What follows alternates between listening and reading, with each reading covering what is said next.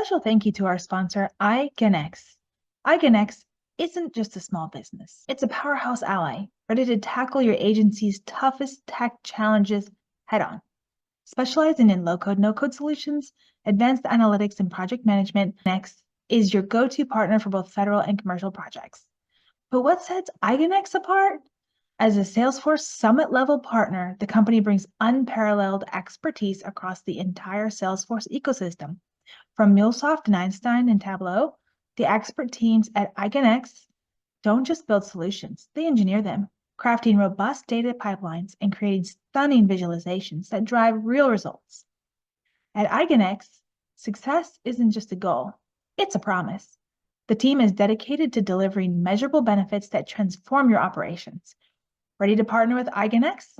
Contact the team at info@ignx.com, spelled info@eigenx.com. Every agency uses us. Every agency uses these contracts. So from the smallest to the largest. So it's also another reason to look closely at what we have. And if you fit, if your business fits what we're looking for, then consider bidding. Welcome to GovCom Unfiltered, where your journey through the labyrinth of federal contracting begins. I'm Alexa Choi, your guide and host on this epic adventure. Here, we dive deep into the heart of government contracting, shedding light on the heroic tales of those who navigate its complex terrain. Our mission? To bring you closer to the action, revealing the critical steps, triumphant victories, and occasional pitfalls that our intrepid adventurers face.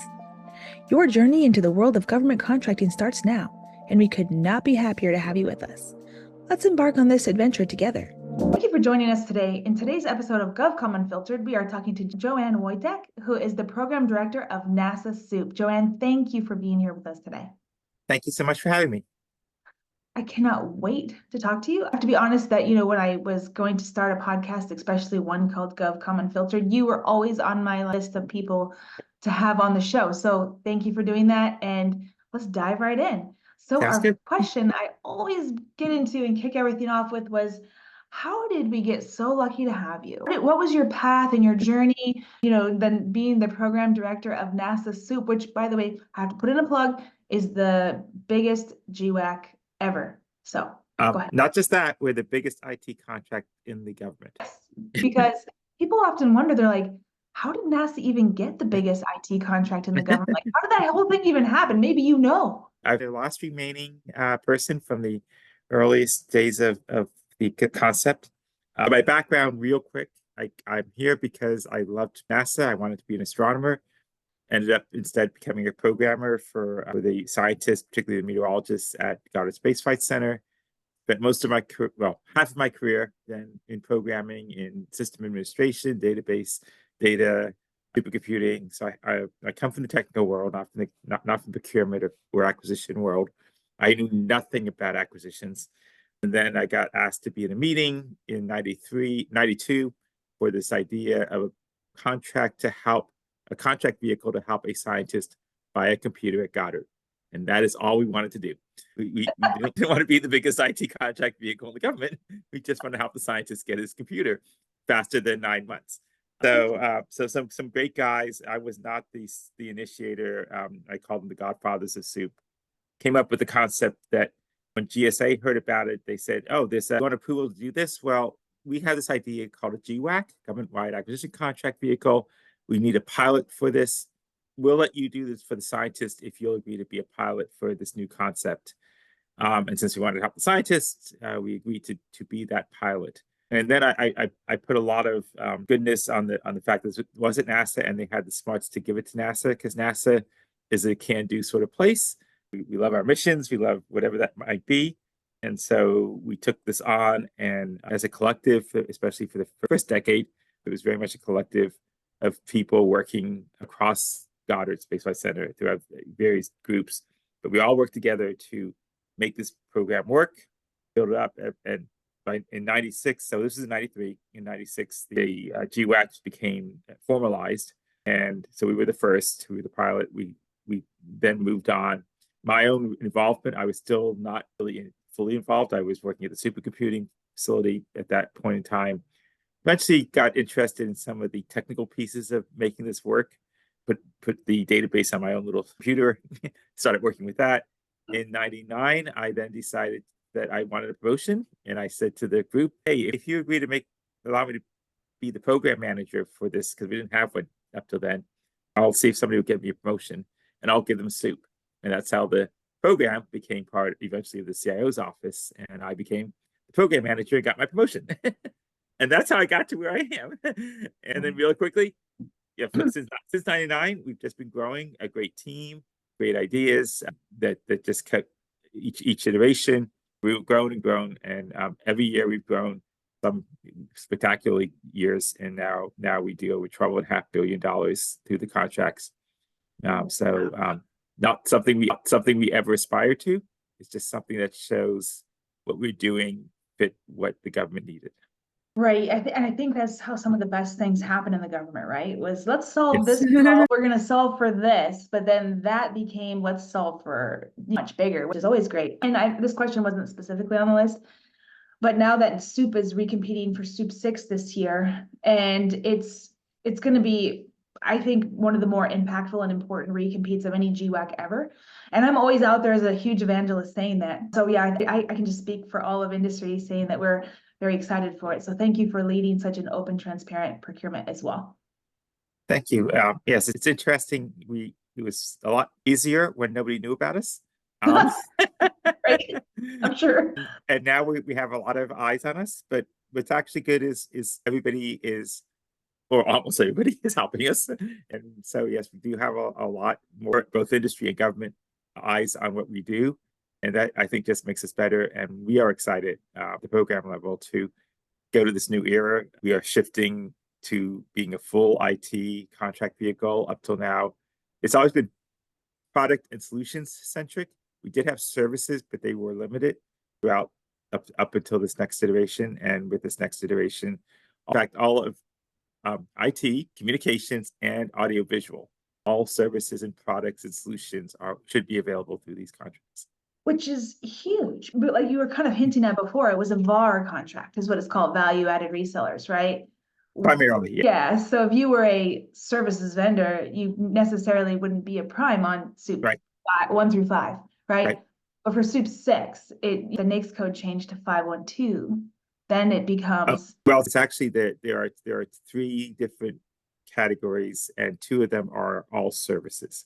So and it's open, so no VAR related at all. Yeah, it's very exciting. So it does allow for that. And category C will be a small business only set aside category. We try to set it up to encourage small business inclusion. We are very proud that 80% of the dollars of SEWP 5, over 80%, go through small businesses. And we even have noted that about 60% of the orders find their way to small business manufacturers. So we are very focused on ensuring that we continue to support small businesses and hope to do so by providing an opportunity for those businesses who fit our model.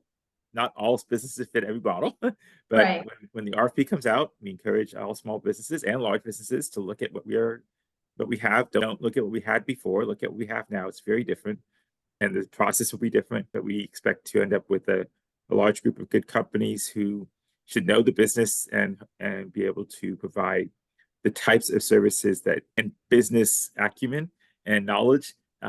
It's not meant to be an incubator for somebody who doesn't know what they're doing. But if you know what you're doing, that's what we're here for. We want to have that. There are other ways to get your foothold in the government, but if you are a active government business now, you should be looking at these contracts. I couldn't agree with you more. And I think because this is GovCom Unfiltered, I'll just say it, that I think this is Alexa's hot take, so nobody hold me to this, but I think that CIOSP4 will go out of business, like the whole NITAC office. And I think that those task orders will have to find a new home. And I think a lot of them could find a home on SEWP 6. So if you're listening to this and you're wondering, should I bid as a prime? Yes, you should. If you can, you should. Well, right.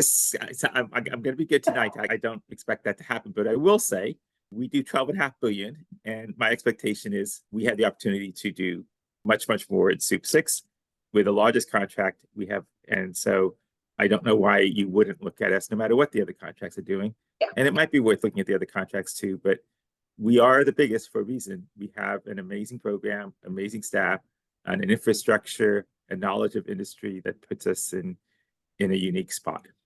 People talk about that a lot, actually, on both sides, on the contracting side and on the government side, about how easy the office is to work with, the training that your team does, not just for one agency, but all of the agencies, right? Because all the agencies buy from it. So you see your team out at all the events. It is actually the way that the conversation should be happening. Right, and you said it, but I'm going to say it again. I didn't say it before. Every agency uses us, not can. Every agency uses these contracts, from the smallest to the largest. So it's also another reason to look closely at what we have, and if your business fits what we're looking for, then consider bidding. If we don't, we have 10,000 companies working with our contracts right now. We add 5 every day. So you don't have to have a contract necessarily to be involved. And again, look at how we're set up, and that will help see it. And the RFP will be coming out and announce a date, but we are diligently working on it, and we hope to finish it in the near term, let's just say. I thought you were going to break that news. I was about to be like, yeah, I wish I could. I'm not ready for that. I wasn't ready. I was so excited, Joanne. No problem. And thank you for saying that. I think the entire industry is waiting with bated breath. So as are we. right. So we're gonna take a left turn on the next question, and we're gonna get a little personal.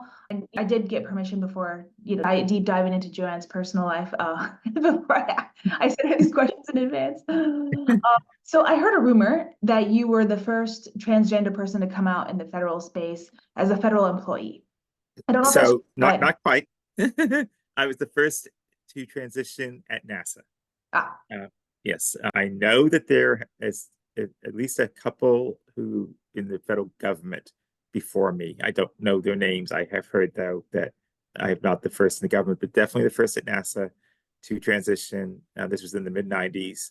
No idea what I was doing. They had no idea what they were doing.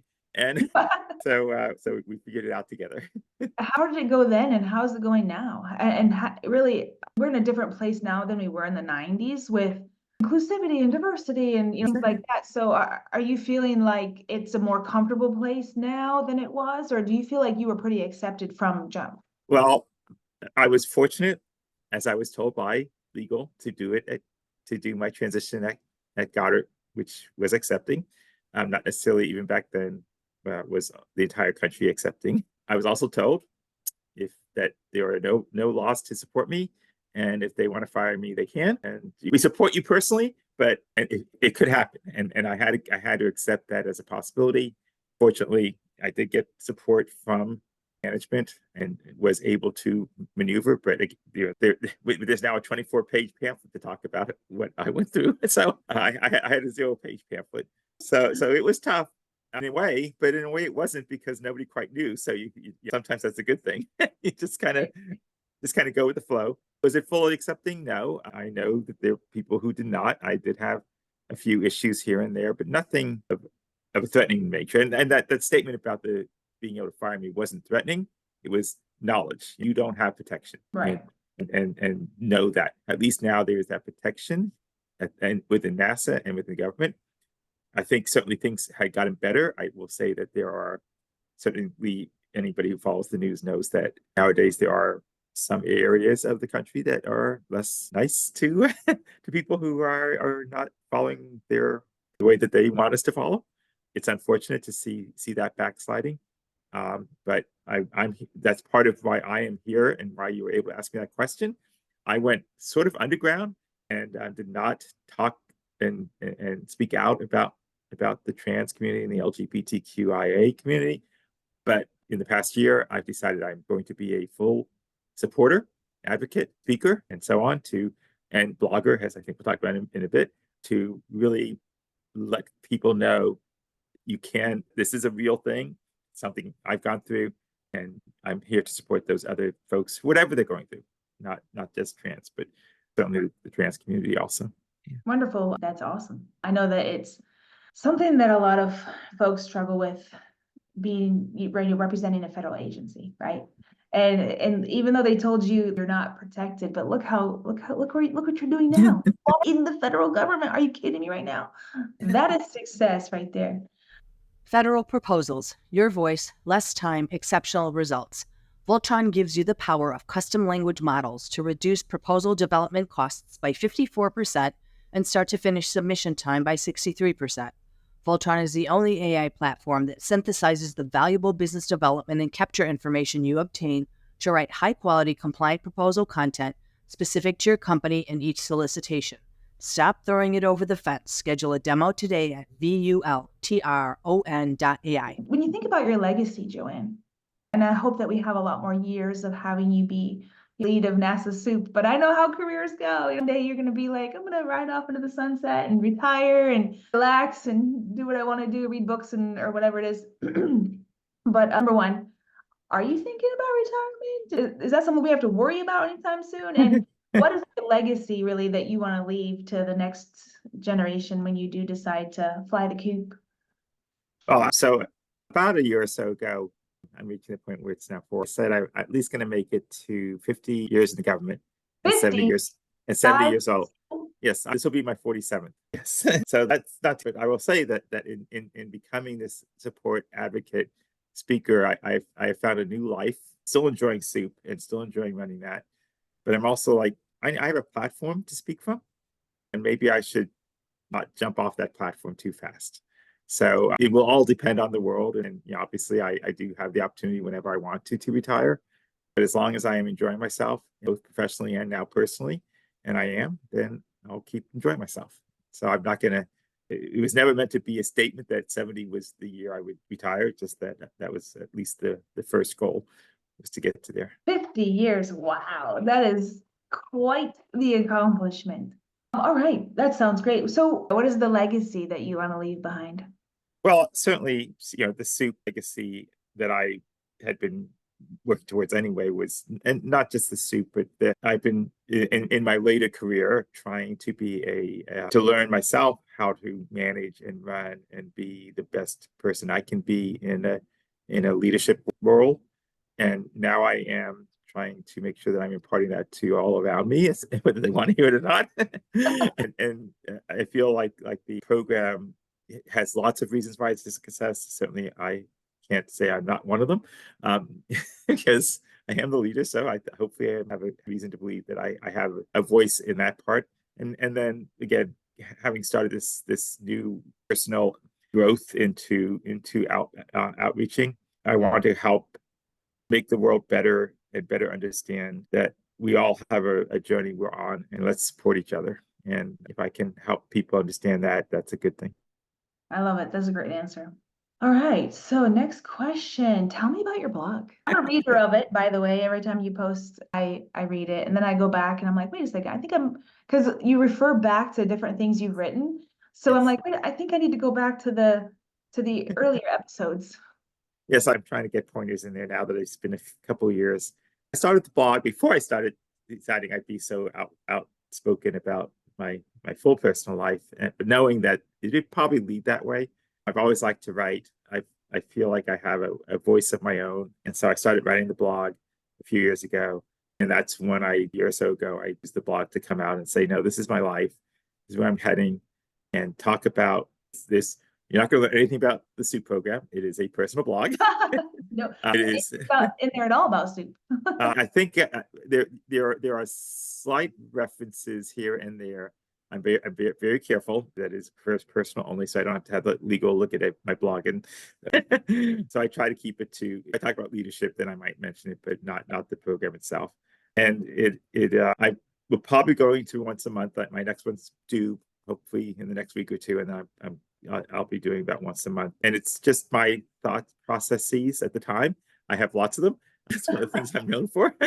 And so I don't even necessarily know what I'm going to write about until the day I write it.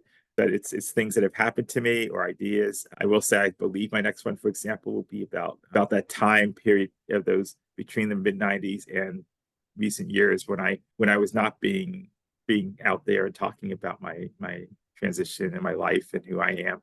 And how that has now switched. So we'll see where that takes me. I have some ideas for that. But yeah. Great to read, change your mind, right? To go from one method to another. Yes, and I'm still trying to figure that out myself. that's part of what I use the blog for. It's a way to work through my own pieces. I've had everybody has personal situations. In this past few years, I've family issues, dog issues, where I lost my dog, and now I have a new one. And you get to follow all that fun stuff, but also my thoughts on the trans community and support and such. So it's a far-ranging piece of personal. And being a reader, I have to say it's very academic. When you read it, you feel like it's very intelligent sounding. That makes sense. I think if I was going to write a blog, it would be half rap lyrics, half it would be very nonsensical. But yours is very smart, and you're a beautiful writer. So it's very nice. Thank you. All right, next question. Oh, and the blog is RhinoTalk.blog. I had RhinoTalk.blog. And if folks follow you on LinkedIn, you also double post. I always post on LinkedIn, and if you just do Joanne Woytek blog, you'll find it on Google and whatever search engine you use. I think I'm the only Joanne Woytek out there. So, all right. So next question: what is it that you wish the contracting community knew, and what other advice would you really give the government contracting community, since you have to deal with us all the time? So first of all, government is not out to get you. we don't sit around saying, I wonder how we can make life worse for industry. Now, having said that, we don't always get it right. And sometimes we do make life worse for industry. And the best thing to do then is speak out. And I've been fairly vocal in the past few years with the industry. Things are going on. You all have to say something. I can see that something isn't right in a policy or a process, but government isn't going to listen to me. I'm just a government person. If it's going to affect you all, you need to find ways to let the right people know. Respond to our postings and this policy posting. Don't wait for somebody else to do it. Speak out so that and understand it. Don't speak out just for your own business.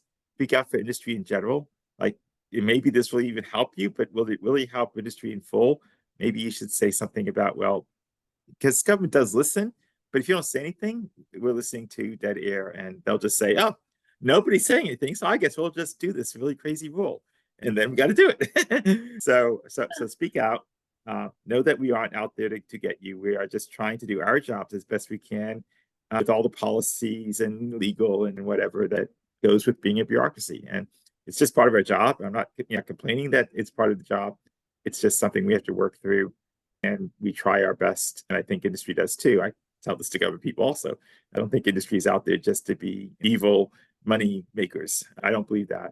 I would say the other thing is know the business. Just don't come in. And I've had companies go, I hear there's lots of money in government, so I just thought I'd set up a business, and can I get a contract? There's more to it than that. So please know what you're talking about. Know that we are expecting industry to know the business themselves, and because we're not going to know it. So if you're just out there looking for money, that's really not a good thing. You'll eventually won't make money.